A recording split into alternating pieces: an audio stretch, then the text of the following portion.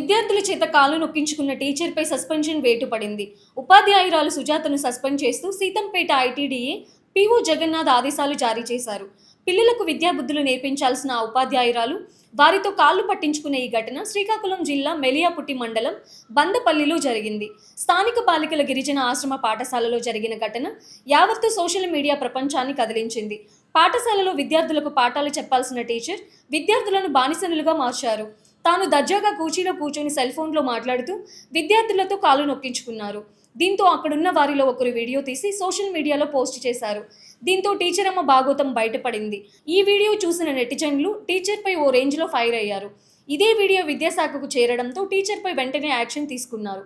Suspend చేస్తూ ఆదేశాలు జారీ చేశారు.